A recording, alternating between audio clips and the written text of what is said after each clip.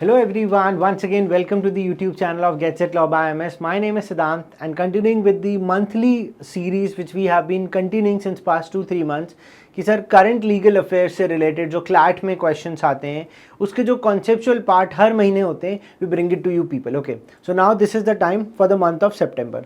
So like we have already been doing it in the previous session जो हमने अगस्त का, हमने जुलाई का, जून का भी जो ऑलरेडी सेशन है. If you have not seen it up please go and check it up on the YouTube channel of Get Set Law by MS. And if you are there on our YouTube channel for the very first time guys don't forget to subscribe to our channel, क्योंकि अगर आप subscribe नहीं करोगे तो you will not come to know about these such session.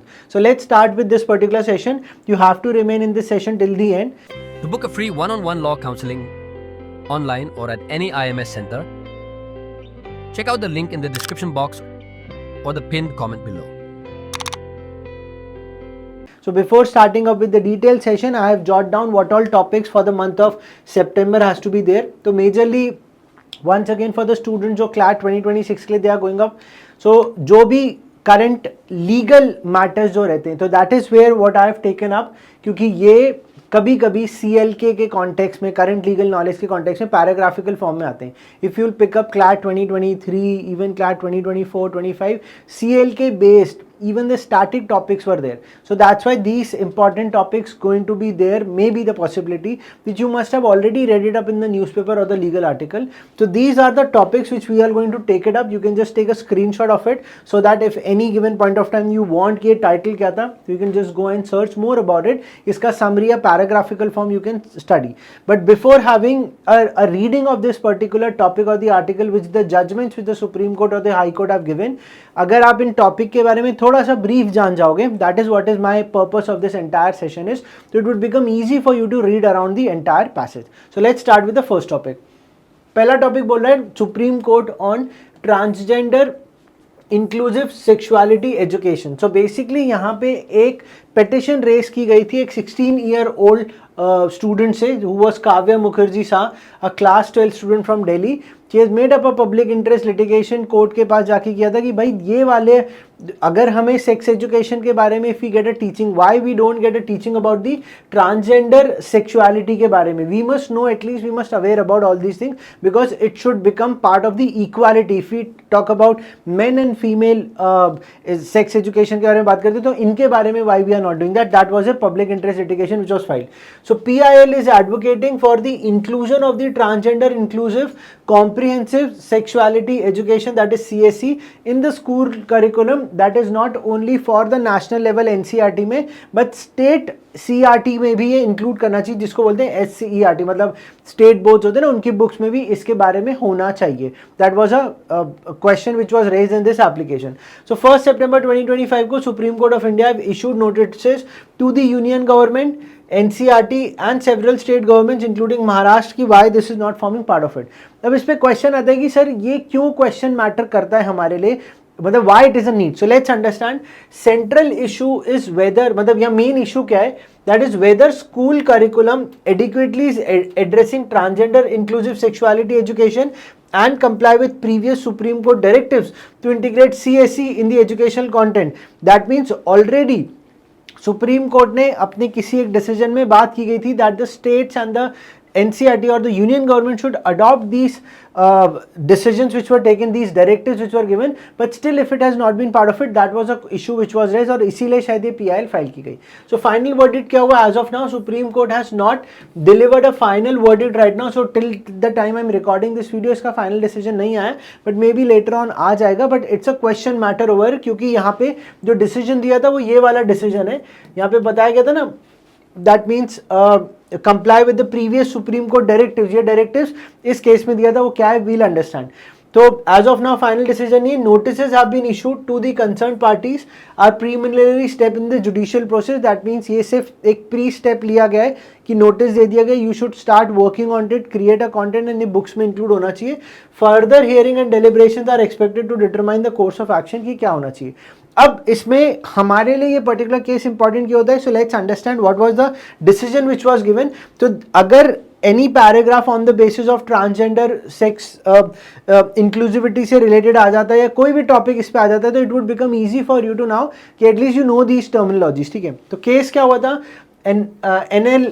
NELSA versus union of India में, it's a landmark Supreme Court ruling recognising transgender person as a third gender and directing government to ensure inclusivity including through education, क्योंकि education ही सबसे important base बनता है to tell people about that we in the country also have recognized a third gender that is transgender, and इसीलिए इनके protection के लिए 2019 act भी already लेके आया था। इसमें बहुत सारी OTT प्लेटफॉर्म पे मूवीज वगैरह भी बन चुकी, सीरीज भी है कि इनके राइट्स के लिए कैसे उनने फाइट किया था, and that is the act came into the picture. तो अगर ऑलरेडी एक डिसीजन हो गया इंक्लूसिविटी होनी चाहिए थी, सुप्रीम कोर्ट ने बोला, लॉ भी ये बात करता है कि कोई डिस्क्रिमिनेशन नहीं होना चाहिए, inclusion of transgender person in education, health care, employment, मतलब इक्वल अपॉर्चुनिटी देनी चाहिए, और ऑलरेडी हमारा कॉन्स्टिट्यूशन भी इस चीज को रिकॉग्नाइज करता है, that is right to equality में। तो why it is not forming part of the curriculum, that was PIL which was brought, और इसी के लिए सुप्रीम कोर्ट ने इस पे एक बात की गई है, नोटिस इशू की, बट अभी फाइनल डिसीजन नहीं आया। तो that is what was the first case was about. Let's go to the second case which have been in the talk of the town since April. तो there is a high possibility कि आपके exam में कहीं ना कहीं आएगा, या तो वो करंट अफेयर्स में आ जाएगा या फिर in the legal part also किसी क्वेश्चन फॉर्म में आ सकता है, that is the Waqf amendment act, but it has its root since 1995। तो वक्फ लॉ ऐसा नहीं कि नया आया, it was an amendment act which is a new law because there were near about 30 to 40 provisions जो चेंजेस हुए थे, इसीलिए नया लॉ लाना पड़ा। तो 5 अप्रैल को ऑलरेडी हमारे जो प्रेसिडेंट हैं Shrimati Droupadi Murmu have given assent to this law which is already been introduce. But अब क्वेश्चन आता है कि sir we have already heard about it, but exactly वक्फ होता क्या है? तो जो भी मुस्लिम कम्युनिटी है, इनके पास जो रिलीजियस वर्क के लिए जो भी प्रॉपर्टीज दी गई थी which has not been write down, which they have been serving since decades, वो प्रॉपर्टी उनको बिलोंग करने लग गई। ये एक बेसिक अंडरस्टैंडिंग है वक्फ प्रॉपर्टी का। तो क्या ये प्रॉपर्टी उनको एक्चुअली बिलोंग करती है, या ये कहीं एनक्रोचमेंट हुआ, कब्जा करके तो नहीं बैठे वक्फ के नाम पे? क्योंकि if we talk about that there are good people, there are also bad people, कि कहीं वो जबरदस्ती किसी की प्रॉपर्टी पे कब्जा कर लिया और बोला कि हम तो रिलीजियस पर्पस के लिए ले रहे हैं, कहीं ये एनक्रोचमेंट तो नहीं है, कहीं रिलीजियस एनिमिटी तो फैला नहीं रहे? इन सब पे बहुत सारे क्वेश्चंस थे। It was not only with the non Muslim people also, but Muslim community was also raising concerns कि ये कहीं ना कहीं कब्जा करके बैठे हैं रॉन्ग प्रोविजन से। शायद यहाँ पे सिर्फ mens have already been given preference, females को कोई प्रेफरेंस नहीं दी गया in that specific minority community. तो अब ये क्वेश्चन रेज हो जाता है यहाँ पे। तो ये लॉ तो आ गया, act came into force on 8 अप्रैल आया, but what this particular act में अमेंडमेंट ही तो क्वेश्चन रेज हुआ था वो यही था, क्योंकि इसमें बहुत सारे applications were brought before Supreme Court की जो लॉ है it is not favourable to us and it is going against right to equality. वो क्वेश्चन अपन अंडरस्टैंड करेंगे।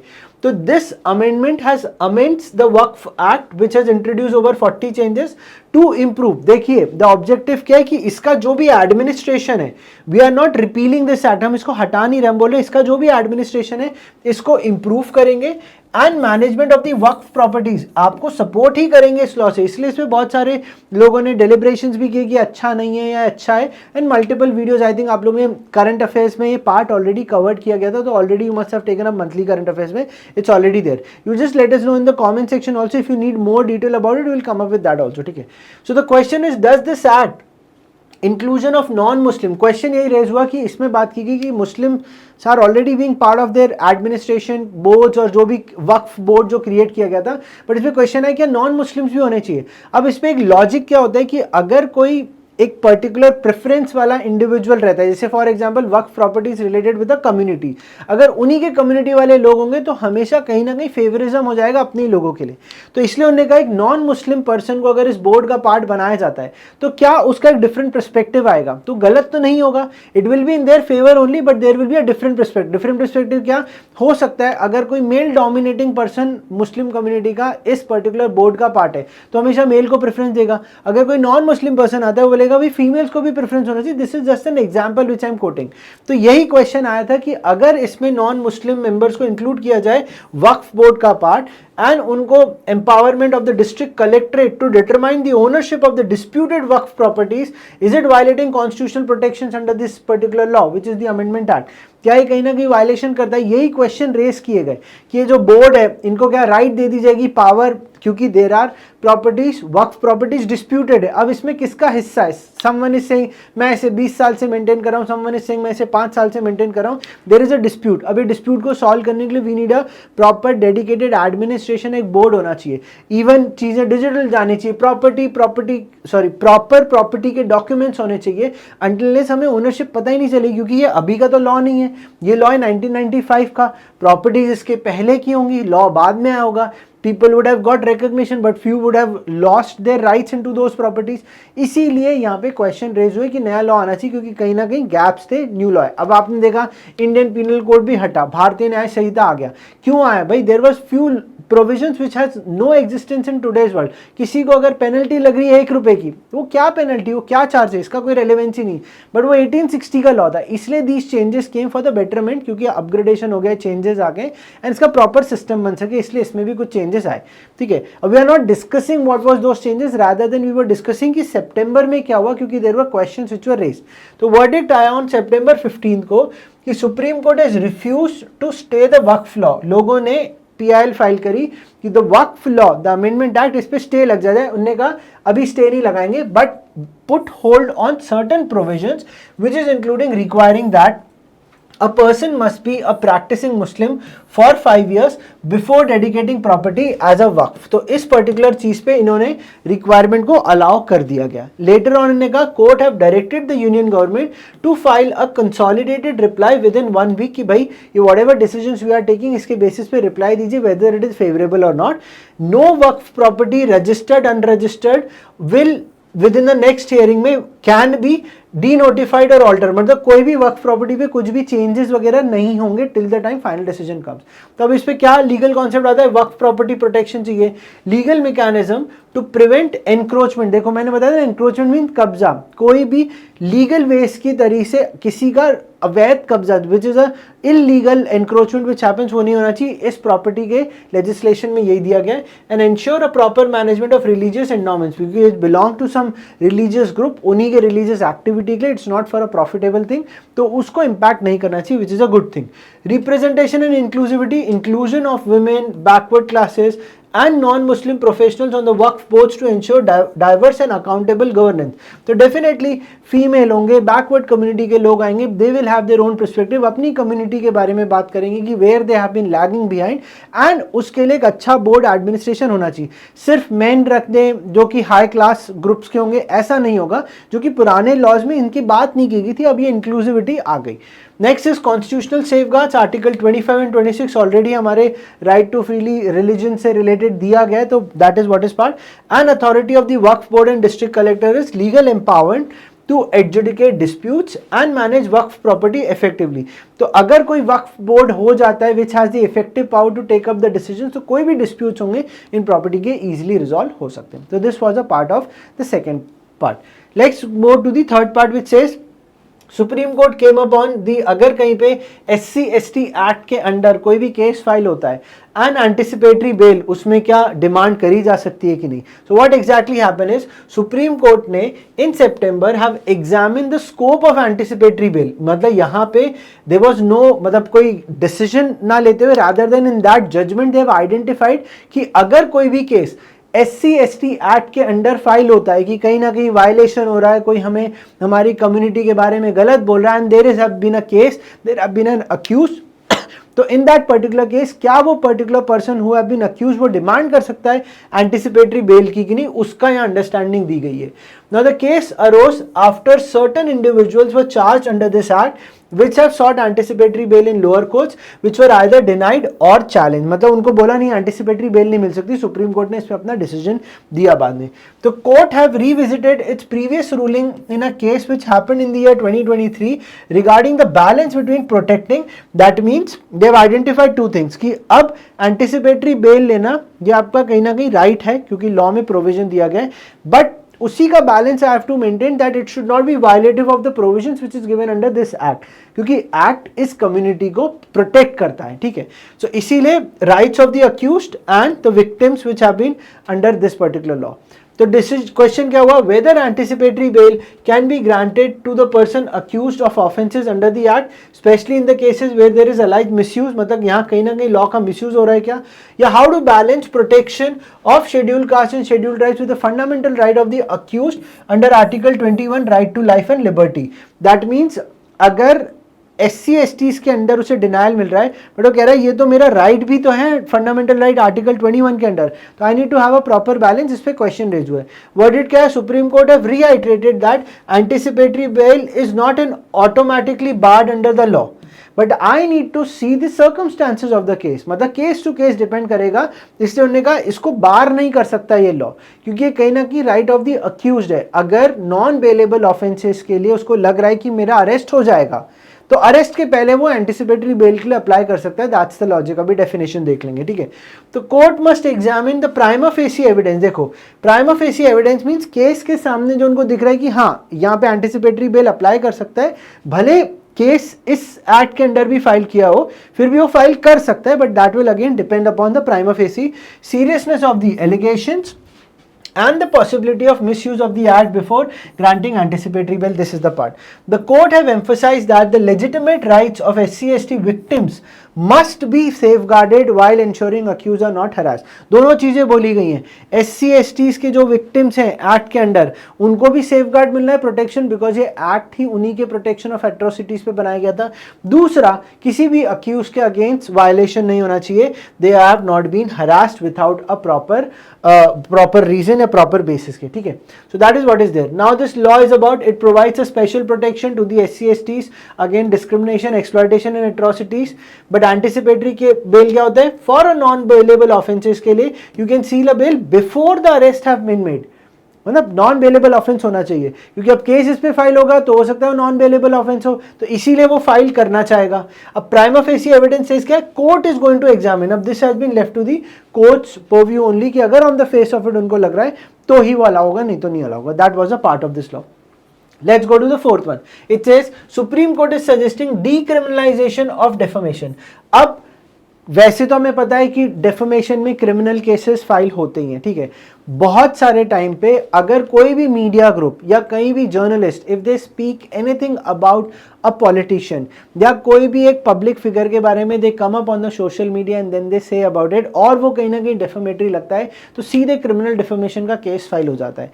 तो यही क्वेश्चन सुप्रीम कोर्ट के सामने एक केस जहां पे जर्नलिस्ट, जो द वायर एक known if I'll say a known journalist platform है, जहाँ पे most of the paragraphs have been there in CLAT, उससे extract लेके, अगर आपने previous year papers देखे होंगे, तो उन्हीं particular case की जब hearing हो रही थी, उस hearing के दौरान ये question raise हुआ कि it should be decriminalized, और सुप्रीम कोर्ट के judges ने यहाँ पे एक suggestion भी दिया कि होना चाहिए कि नहीं।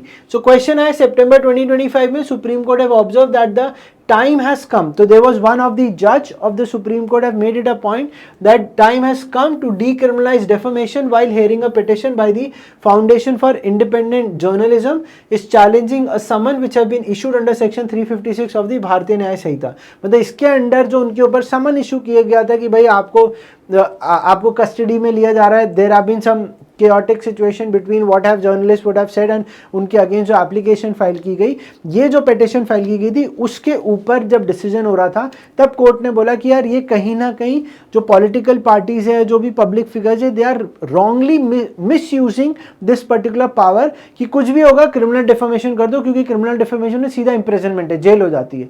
तो इन्होंने कहा कि अगर इसको आईपीसी से हटा दें, भारतीय न्याय संहिता से अगर सेक्लूड कर दें, इसको नहीं बोलेंगे ये एक एक्सक्लूसिव राइट बन जाता है किसी का, तो कहीं ना कहीं ये डीक्रिमिनलाइज हो सकता है। बट ये कैसे होगा? So the case have involved a 2016 article which is alleging misconduct by a JNU professor with the petition arguing that the criminal defamation provisions were being misused, क्योंकि कहीं ना कहीं पॉलिटिकल पार्टी मेंबर्स इसका कोई गलत इस्तेमाल करते हैं और तुरंत क्रिमिनल डिफेमेशन का केस फाइल कर देते हैं, और कहीं ना कहीं प्रूफ भी हो जाता है फिर। एंड तो इसलिए उन्होंने कहा डीक्रिमिनलाइजेशन हो सकता है क्या in 2025, the question raised by them कि now the time has come. So let's see, should criminal defamation be removed from the penal laws?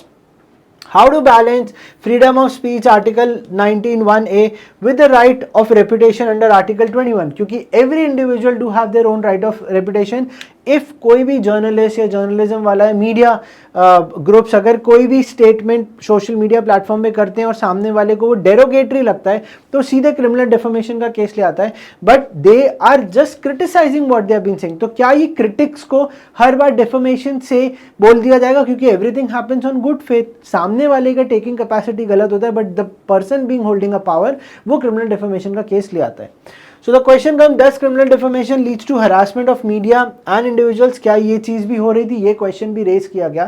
तो वर्डिक्ट क्या था? Supreme courts have observed it, so it is not at all a binding order right now, they have just given their observation, further hearing are still pending। इस पे कोई final decision अभी नहीं है, तो ऐसा कुछ नहीं कि आप बोलो कि सर ने तो बता दिया फाइनल, नहीं ऐसा नहीं है, but it is still pending, क्योंकि एक बड़ी चीज है अगर आप किसी भी एक एग्जिस्टिंग लॉ को डीक्रिमिनलाइज करते हो, it creates an entire change in the legal industry में, ठीक है। So the court have issued notice to the petitioner and the accused कि भाई फाइनल बताइए क्या इसमें केस हुआ था एविडेंसेस के बेसिस पे, एंड देन फाइनल ऑर्डर आएगा। So freedom of speech you already know, right to reputation we already know, which is an inclusive part of right to life and liberty। Reasonable restriction, laws limiting speech must be necessary and proportionate होना चाहिए। Reasonable restriction is okay। Misuse chilling effect means criminal defamation can be used to silence dissent. अगर किसी भी person को डिसेंटमेंट रहता है, I don't agree with you, तो कहीं ना कहीं इसके साथ क्रिमिनल डिफेमेशन लग जाएगा क्या? भाई मैं अगर क्रिटिसाइज कर रहा हूँ किसी भी पॉलिसी के बारे में तो आप ये थोड़ी बोलोगे कि I am defaming the government. No, it's my opinion, I can do, I am part of this country, I can say anything about it, so that is what is being part of it, ठीक है। Let's move towards the next one, जहां पे बोला गया Delhi high court have given a decision where the divorce have been upheld on the grounds of cruelty। भाई यहाँ पे the divorce declare कर दी गया क्योंकि there was an element cruelty, और cruelty already grounds for divorce बन जाता है, जो आप लोग ने हिंदू फैमिली लॉ या मैरिज फैमिली लॉज में ऑलरेडी आपने पढ़ा होगा। सो सितंबर 25 में Delhi high court have upheld a family court's 2021 का divorce decree, they have granted the husband a relief on the ground on the mental cruelty. अभी मेंटल क्रूअल्टी वाइफ पे नहीं हुई थी, हस्बैंड पे हो रही थी, चीजें बदल गई, वक्त बदल गया है ना, पहले हर बार मेल डोमिनेटिंग सोसाइटी थी, अब बैलेंस हो गया, बैलेंस हो तो फीमेल्स भी क्रूअल्टी कर रही हैं, but there is nothing about any gender के बारे में, but this is what has happened in this particular case. So the wife have persistently being pressurising कि तुम अपनी फैमिली से अलग हो जाओ, I want a separate family, I don't want kids, I don't want to be with your elderly mother, elder sister, and had alienated their children from him also। that means बच्चों को भी अलग कर दिया फैमिली से, मतलब separation कर दिया, फैमिली तोड़ दी। तो अब ये कहीं ना कहीं एक हस्बैंड के ऊपर मेंटल क्रूअल्टी के कॉन्टेक्स्ट पे जा रहा था कि हाँ भाई it's creating a problem. So court found out these actions to be grave and weighty forms of the mental cruelty justifying the dissolution of the marriage. क्योंकि ये मे बी एक फैमिली डिस्प्यूट का रीजन बन सकता है, but क्या ये mental cruelty की डेफिनेशन में आ सकता है, which has been defined in the family law और हिंदू मैरिज एक्ट में? तो question is, does persistent pressure to severe family bonds and parental alienation constitute a mental cruelty? अगर हम बोलते हैं अलग रहना है, क्या ये मेंटल क्रूअल्टी में आ सकता है? This was a question. How should courts assess the impact of such actions on the mental wellbeing of the affected spouses, whether it could be male और फीमेल? क्योंकि जैसे हिंदू मैरिजेस और if you talk about the marriages which has happened in our country India में, हमेशा female leaves her house, ठीक है, male does not leave the house, that is what is the tradition which have been followed. But in the recent past 10-15 years what has been happening कि दोनों separate होके एक separate city में जाके रहने लगते हैं, then they buy their house and दोनों फैमिली के मेंबर्स जाके साथ रहते हैं, मिलते हैं, तो मतलब वो बागबान वाला टाइम से हटके द थिंग्स हैव चेंज, ठीक है। बट ये वाला फैक्ट जो हुआ था, इसके ऊपर हस्बैंड के ऊपर प्रेशर डाला गया that you have to be separating, आपको अपने जितने भी मतलब you have to close all the relations with your family. This is something which have understood to be a part of this particular case. इसलिए बोला गया क्या ये प्रेशर है या फिर ये नॉर्मल सेपरेशन तो होता ही है। तो the final decision came is the Delhi high court have affirmed the lower court's decisions granting divorce on the grounds of cruelty. The ruling have underscores the judiciary recognition of emotional and psychological harm being a valid ground under the Hindu marriage law के under, क्योंकि ये ground बता दिया गया जो कि already था। क्योंकि हम हमेशा क्या बोलते थे, क्रूअल्टी मीन्स फिजिकल हार्म, कहीं ना कहीं बॉडी पे कहीं ना कहीं हार्म होना चाहिए, कुछ मार पिटाई हो, कुछ भी ब्रूटल एक्ट हो, बट ये कहीं ना कहीं psychological harm means mental ability पे भी इम्पैक्ट करता था. आज की डेट में पीपल आर बिकेम अवेयर. पहले 25-30 years back people are not aware of these things, but right now the females and the males have become vocal about these things. ठीक है. So the legal concept of mental cruelty is defined as a conduct that causes a mental pain, distress or agony to the other spouse leading to the breakdown of the marriages. So this become a ground. And the further provisions of the Hindu marriage law, judicial recognition of emotional harm is courts are increasingly acknowledging emotional and psychological harm as a valid ground now. तो ये कहीं ना कहीं introduction हो रहा है हमारे Hindu marriage law के अंडर भी. तो ये एक इंपॉर्टेंट पॉइंट बनता है बिकम अ ग्राउंड. तो you should know about these things, क्योंकि फैमिली लॉ पे भी based paragraphs have been there in the past CLAT papers. Let's talk about, so we are only left with last 3 points or 6, 7, 8. So let's finish it up. So Supreme Court have restores daughters' right to ancestral property. अब ancestral property means which have been there since maybe like ages, मतलब 50-60 years old property. अब already हमारे पास जो property के जो law हैं, that is Hindu succession act के अंदर जो दिया गया, that is 1956 से provisions है. But इसी succession में if I am not wrong 2008 में changes आए थे, that the female, that is the daughters will equally having a share in the property. But अगर कोई property 2008 के पहले की है और already उस पर will बना दी गई है, तो क्या will is going to be the superior one and इनके provisions 2008 के, मतलब मान लीजिए there is a property which have been of the year maybe like 1990 की property है, उस पर property का separation हो गया and there was already a daughter, but उसको उस प्रॉपर्टी में हिस्सा नहीं मिला, but 2008 ऑनवर्ड्स उस पे हिस्सा मिल सकता है क्या उस प्रॉपर्टी पे. ये क्वेश्चंस बहुत बार रेज हुए क्योंकि यहाँ पे भी एंसेस्ट्रल प्रॉपर्टी का क्वेश्चन आया. तो यहीं पे ही फीमेल दैट इज मल्लेश्वरी को क्या उसका शेयर मिलना चाहिए प्रॉपर्टी में कि नहीं, ये एंटायर केस हुआ था which happened I think 2000 year के एरा में रहा था. ठीक है. सो इन 2025 supreme court have restored a 2022 Madras High Court order which granted restore means they have allowed already. Madras High Court ने order pass किया था जहाँ पे Malleswari who was a daughter of the family got the 1/3 share in her ancestral property, but इसके जो brothers थे उन्होंने कहा था कि इसको प्रॉपर्टी में हिस्सा नहीं मिलना चाहिए because she was not part of that ancestral property and only the male is going to be having it. But the Hindu succession law में जो amendment हुए थे it has given अगर कोई डॉटर हिस्सा मांगती है तो मिल सकता है, बट अगर विल पे लिखा है she doesn't raises a question, it's not a necessity कि उसको मिलना ही चाहिए. तो विल में भी provisions have to be kept in mind, keeping in mind. मतलब विल तो अब ऑलरेडी हमारे कोई एंसेस्टर लिख के चले गए, उनका क्या थॉट प्रोसेस होगा, क्या वो इन्फ्लुएंस थे, नहीं थे, राइट थे, रॉन्ग थे, नहीं पता. तो क्या फीमेल प्रॉपर्टी में हिस्सा मांग सकती, यही क्वेश्चन यहाँ पे रेज किए गए थे. ठीक है.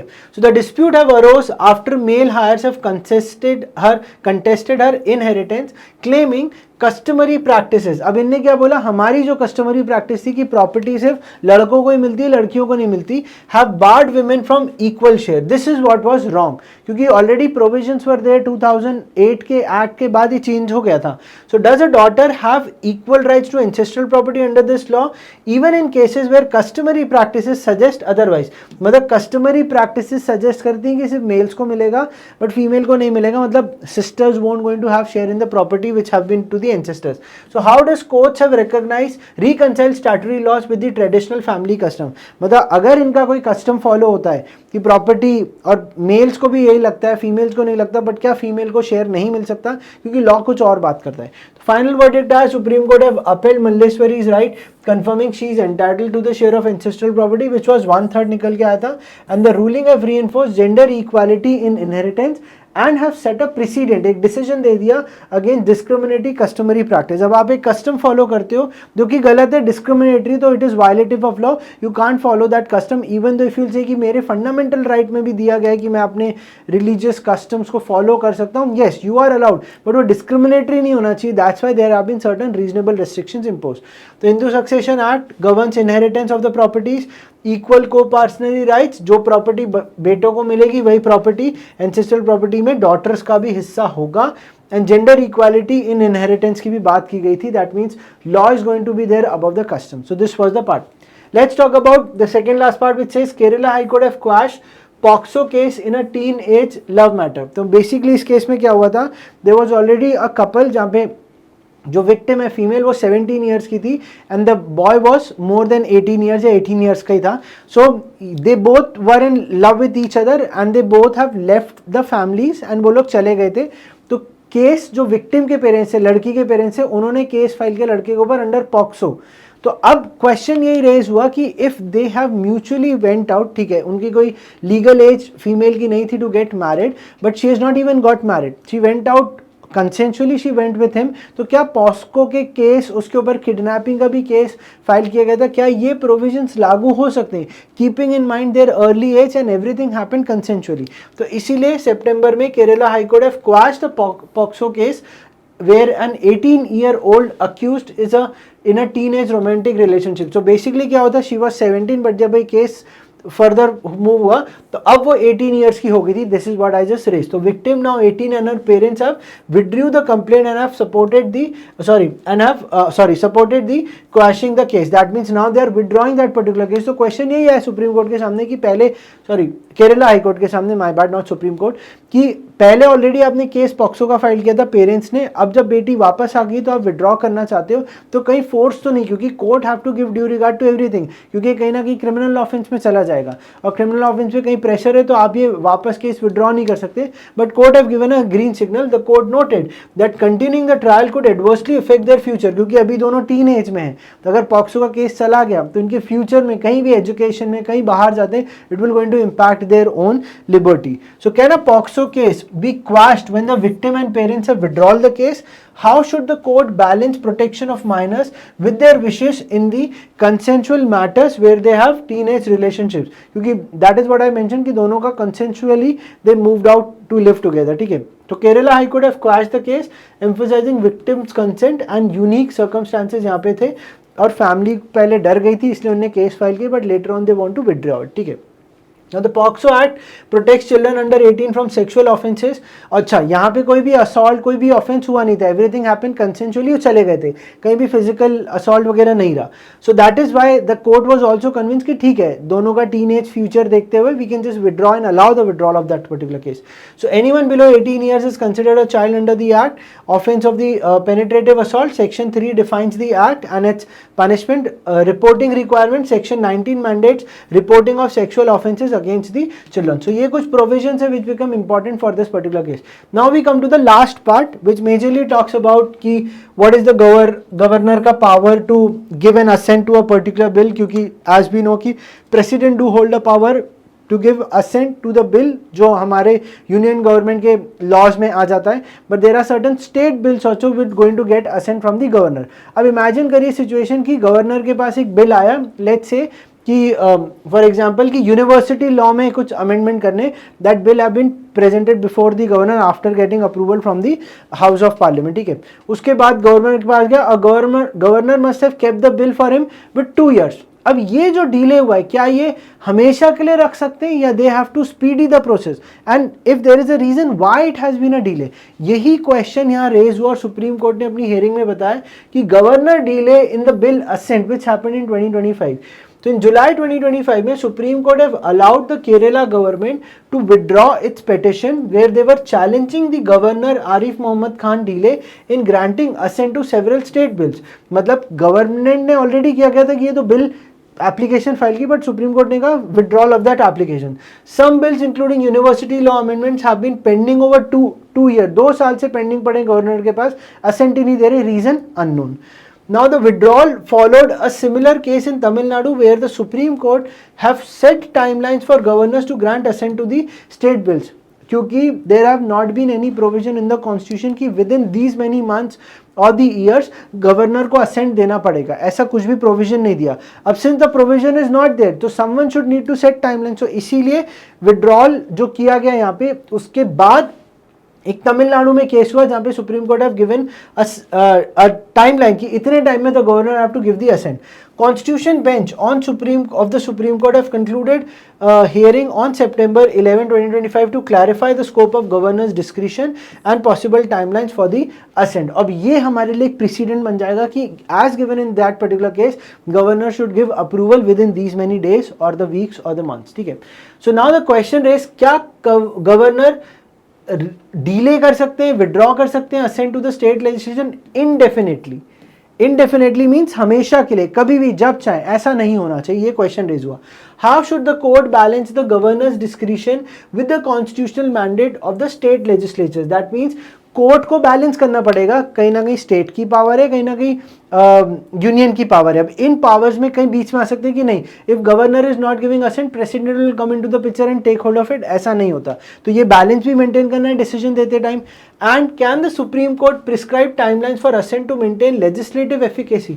अगर मुझे अपना लेजिस्लेचर देखना है, जहां पे हम इंडिपेंडेंसी ऑफ जुडिशरी की बात करते हैं, बट क्या judiciary can come into the picture and say कि since governor is withholding the bill और वो असेंट ही नहीं दे रहे, I will going to give an approval? ये भी नहीं हो सकता क्योंकि कॉन्स्टिट्यूशन में ऐसी कोई पावर ही नहीं है। कॉन्स्टिट्यूशन में पावर सिर्फ प्रेसिडेंट और गवर्नर के पास है to give the assent after getting approval from the houses of the parliament. तो फाइनल डिसीजन हुआ, supreme court have accepted Kerala's withdrawal and reserve judgment on a presidential reference. अगर वो प्रेसिडेंशियल रेफरेंस के लिए जाता है बाय इंडेफिनाइट डिले के लिए, तब उसके बेसिस पे ये डिसीजन दे सकता है court regarding the timelines for the assent. तो मतलब ये जो क्वेश्चन आया था, क्या है प्रिस्क्राइब कर सकते हैं but with certain circumstances. The case will clarify whether the court can set deadlines और not and the governor power to withhold assents are not absolute. When it says not absolute mean ये indefinitely अपने पास नहीं रख सकती, ये आपका कोई एक राइट नहीं कि जब मैं चाहूँ तब कर सकता हूँ। जैसे प्रेसिडेंट के पास कुछ एब्सोल्यूट पावर्स हैं, वो सिर्फ उन्हीं के पास है और किसी के पास नहीं, तो ये पावर इनके पास एब्सोल्यूट नहीं है। तो इसमें लीगल कॉन्सेप्ट्स क्या है? That is the governor assent power, discretion to give, तो that means they can say yes, no, withhold, कुछ भी कर सकते हैं similar to that of the president, but it is not absolute which is they mentioned. Pocket veto is withholding assent, that means assent को रोक के रखना indefinitely, it will going to be considered unconstitutional. If you say that I hold the veto power to give a final assent, but इसका मतलब ये नहीं कि आप indefinitely रखोगे, ये unconstitutional बन जाएगा। Separation of power between legislature without the executive obstruction, ये definitely है कि आप legislature अपनी power exercise करेगा and the other body of the house, that is the executive, is going to perform it. Judicial review definitely is needed, तो supreme court के पास तो ये पावर ही दी गई जुडिशियल रिव्यू की। कोई भी लॉ आता है तो उनका रिव्यू होना बहुत ज़्यादा ज़रूरी, तो courts can ensure balance between the state legislature and the governors। and presidential reference का मतलब था it clarifies constitutional ambiguities regarding the assent timeline। so presidential reference का मतलब ये निकला। तो ये कुछ terms है which I would recommend you people to go and read about it। और अगर ये वीडियो आप लोग को अच्छा लगा, so guys don't forget to like, share and subscribe to our channel, to this video, and thank you so much guys। सिद्धांत sir signing off। any questions है comments में बताइए, we are going to be there for you people till CLAT journey। okay, thank you, bye bye, take care।